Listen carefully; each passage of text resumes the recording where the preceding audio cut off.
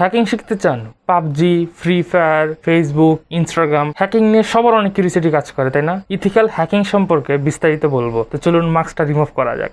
Hacking নিয়ে আমাদের অনেক অনেক বেশি কিউরিওসিটি কাজ করে, বিশেষ করে হচ্ছে অনেক বেশি ইউটিউবে এবং ফেসবুকে সার্চ দেওয়া হয় কিভাবে একটা আইডি হ্যাক করা যায়। আইডি যে কোনো কিছুর আইডি হতে পারে, ফ্রি ফায়ার আইডি হতে পারে, পাবজি আইডি হতে পারে, ফেসবুক আইডি হতে পারে, ইনস্টাগ্রাম আইডি হতে পারে। তো এই হ্যাকিং নিয়ে আমাদের যে এত কিউরিওসিটি কাজ করে, আমরা আসলে অ্যাকচুয়াল হ্যাকিং সম্পর্কে কতজন মানুষ জানে, কতজনই আমরা হ্যাকিং সম্পর্কে পুরোপুরি জানি। একটা আইডি হ্যাক করতে কতক্ষণ সময় লাগতে পারে, 1 ঘন্টা, আধা ঘন্টা, 30 মিনিট, 10 মিনিট, অথবা একটা হ্যাকিং এর প্রসিডিউরটা কি, কিভাবে হচ্ছে স্টেপ বাই স্টেপ হ্যাক করতে হয়। অনেকে এতে আসলে আপনাদের অনেক বেশি ভুল ধারণা রয়েছে। ভুল ধারণা থাকাটাও খুব স্বাভাবিক, কারণ আপনারা যখন ইউটিউবে সার্চ করেন তখন ব্লা ব্লা অনেক ধরনের ভিডিও দেখা যায়। 1 মিনিটের মধ্যে আইডি হ্যাক হয়ে যাবে, 5 মিনিটের মধ্যে আইডি হ্যাক হয়ে যাবে। অ্যাকচুয়ালি এটা কতটুকু কার্যকর, অথবা এরকম কি কোনো সফটওয়্যার আছে হ্যাকিংয়ের যেটাতে হচ্ছে কোনো ফেসবুকের অথবা হচ্ছে যে কোনো ফ্রি ফায়ার আইডির হচ্ছে লিঙ্ক দিলেই, একটা ক্লিক করলেই আইডি হ্যাক হয়ে যাবে? এটা কি এতটাই সহজ? এটা নিয়ে আমরা আসলে বিস্তারিত কথা বলবো। তো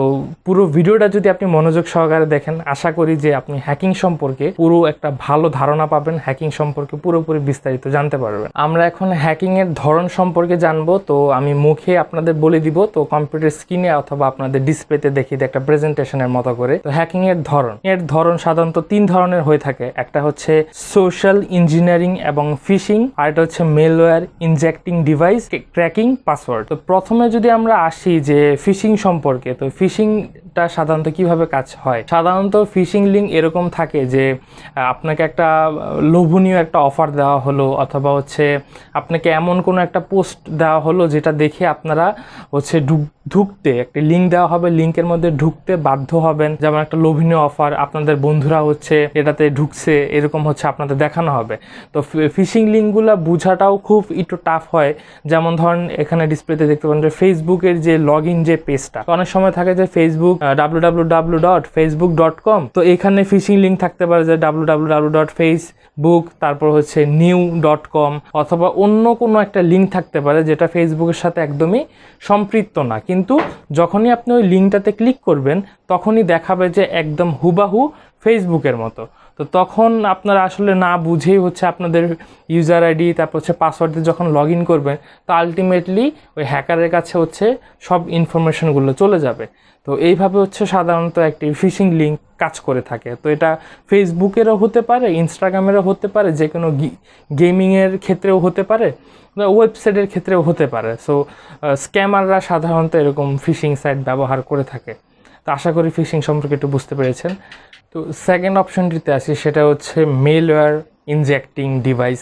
তো এটার ক্ষেত্রে হয় কি যে হচ্ছে কোনো একটা সফটওয়্যার হচ্ছে কোনো একটা ভিকটিমের হচ্ছে কম্পিউটার অথবা ফোনে ইনস্টল করে দেওয়া হলো, যে কোনো হ্যাকিং টুল দিয়ে দেওয়া হলো, অথবা কি লগারের মতো কিছু দিয়ে দেওয়া হলো। তো তখন হয় কি যে ডিভাইসটি হচ্ছে পেন ড্রাইভের থ্রুতেও হতে পারে, কোনো ইমেলের মাধ্যমেও হতে পারে।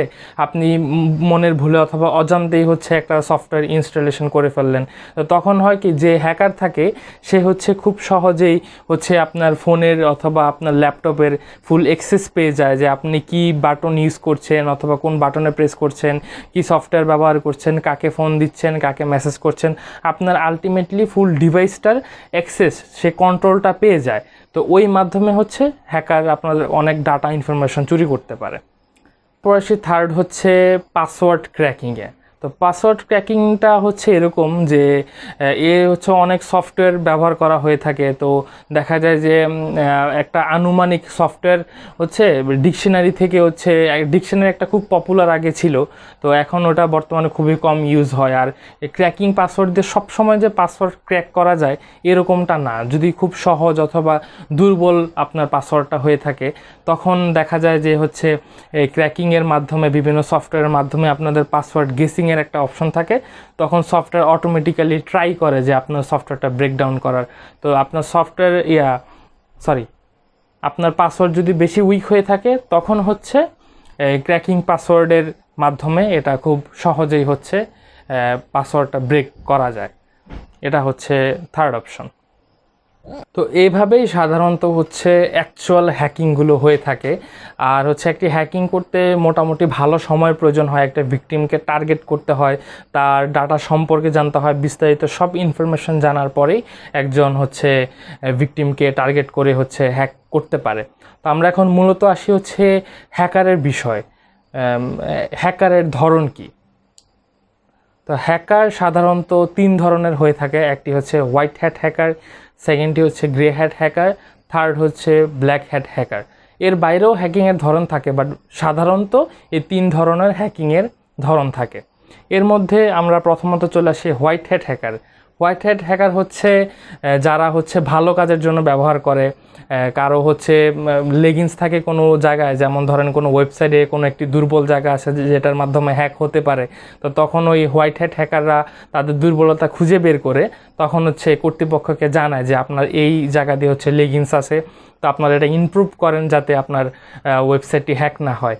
তো হোয়াইট হ্যাট হ্যাকাররা সাধারণত মানুষের উপকার করে থাকে, তারা হ্যাক করে ভালোর জন্য, ইন এ গুড ওয়ে।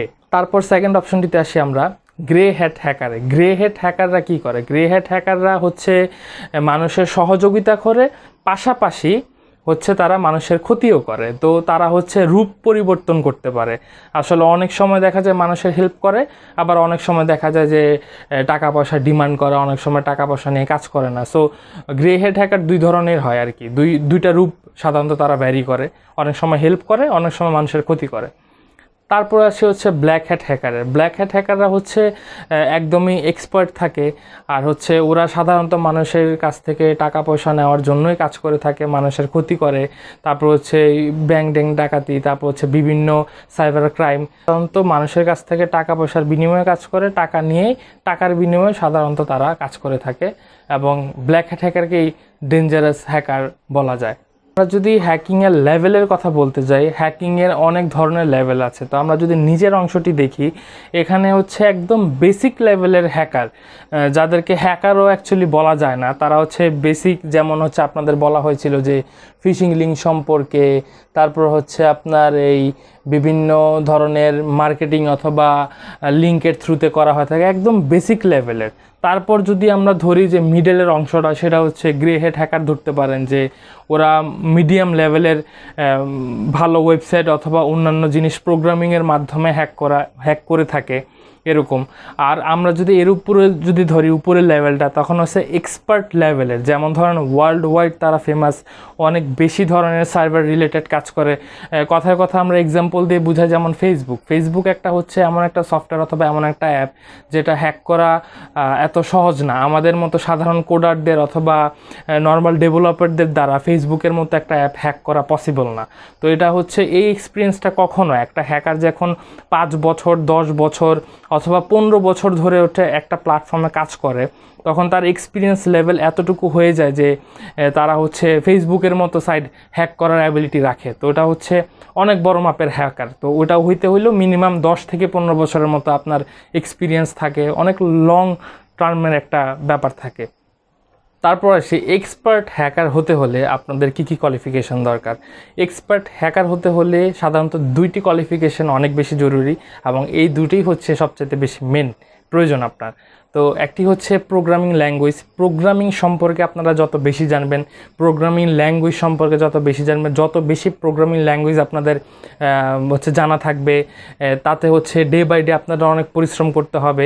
তখন হচ্ছে আপনারা অন্য কারো হ্যাকিং সফটওয়্যারের উপর আপনাদের ডিপেন্ডেবল হতে হবে না। আপনারা যখন প্রোগ্রামিং ল্যাঙ্গুয়েজ সম্পর্কে ভালো জানবেন, এতে এক্সপার্ট থাকবেন, দক্ষ থাকবেন, তখন নিজেদের হচ্ছে হ্যাকিং সফটওয়্যার আপনারা বিল্ট ইন করতে পারবেন, নিজেরাই হচ্ছে নিজেদের সফটওয়্যার ক্রিয়েট করে ফেলবেন।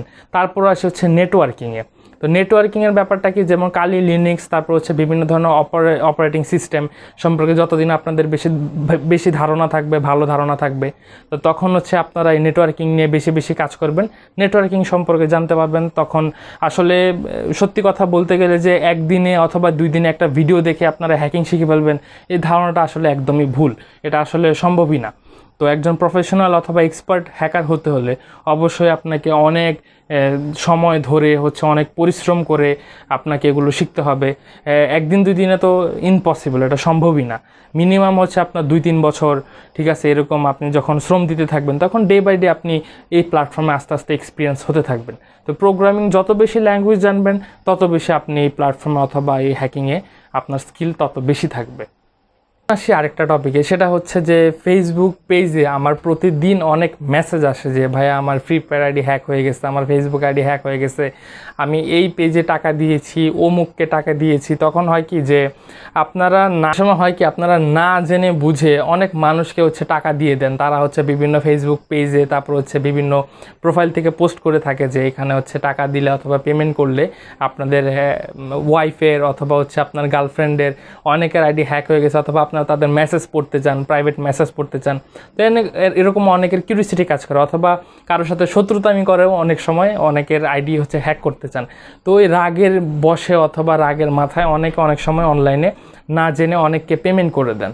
তো এখন হয় কি যে আপনি যদি কাউকে টাকা দিয়েও দেন, কথার কথা 5,000 টাকা দিয়েছেন, 10,000 টাকা দিয়েছেন, তো আলটিমেটলি আপনার কাছ থেকে টাকা নিয়ে তারা কোনো কাজ করে দিল না অথবা আপনাকে ব্লক করে দিল, তো আপনি কিন্তু চাইলে তাদের বিরুদ্ধে লিগেলি কোনো অ্যাকশন নিতে পারবেন না। কারণ কি, আপনি যদি তাদের কথার কথা পুলিশের কাছে মামলাও করতে যান অথবা পুলিশের কাছে কেস করতে যান, আপনি কেন তাকে টাকাটা দিয়েছেন? মূলত হ্যাক করার জন্য। তো হ্যাক এটাই কিন্তু একটা ইলিগেল প্রসেস। অলরেডি একটা ইলিগেল কাজ করতে গিয়েছিলেন, তো আপনার কাজটি হয় না, এই বিধায় আপনি পুলিশের কাছে আসছেন। তো উল্টো কিন্তু পুলিশ আপনাকেই ধরবে যে আপনি কেন ইলিগেল কাজ করতে গেছেন।